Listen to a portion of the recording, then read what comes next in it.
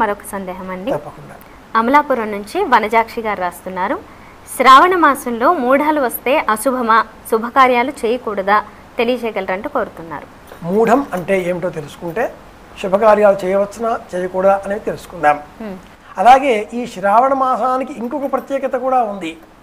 మనకందరికీ కూడా ఇష్టమైనటువంటి భక్తి టీవీ 8వ సంవత్సరం జరుపుకోబోయే పుట్టినరోజు కూడా ఈ శ్రావణ మాసంలోనే వస్తుంది. సూర్యనారాయణమూర్తికి సమీపంలో ఏ గ్రహం వస్తే ఆ గ్రహం తను ఇవ్వవలసినటువంటి శక్తిని ఇవ్వలేదు, ఇవ్వవలసిన ఫలితాలని ఇవ్వలేదు. అలా సూర్యనారాయణమూర్తికి సమీపంలో ఏ గ్రహం వస్తే ఆ గ్రహానికి మనం మూఢం వచ్చింది అంటాం. ఈ గ్రహాలలో చంద్రుడు, భూమి, బుధుడు, గురువు, శుక్రుడు, శని, ఈ గ్రహాలన్నింటికీ కూడా సూర్యనారాయణమూర్తికి సమీపంలో సంచారం చేస్తూ వచ్చినప్పుడు మూఢం ఏర్పడుతుంది. అవన్నీ మన పంచాంగాలు వర్ణిస్తాయి. అయితే ఈ అన్ని గ్రహాలలో గురువు, శుక్రుడు ఈ 2 గ్రహాలు మన పైన ఎక్కువగా ప్రభావం చూపిస్తాయి. గురువు దూరంలో ఉన్నప్పటికీ, శుక్రుడు దూరంలో ఉన్నప్పటికీ గురువు ద్వారా మనకు సంతానం, గురువు ద్వారా వివేకం, గురువు ద్వారా వాక్కు, గురువు ద్వారా రోగాలు కూడా.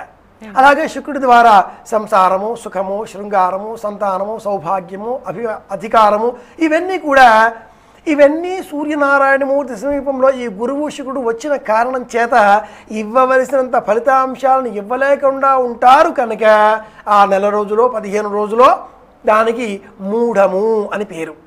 కనుక ఈ గురుమూఢం కానీ శుక్రమూఢం కానీ ఉన్న రోజులలో శుభకార్యాలు చేయరాదు అంటుంది శాస్త్రం. ఆ ప్రకారంగా గురుమూఢం, శుక్రమూఢం ఉన్న కారణం చేత ఈ శ్రావణ మాసంలో కొత్తగా శుభకార్యాలు ప్రారంభించరాదు.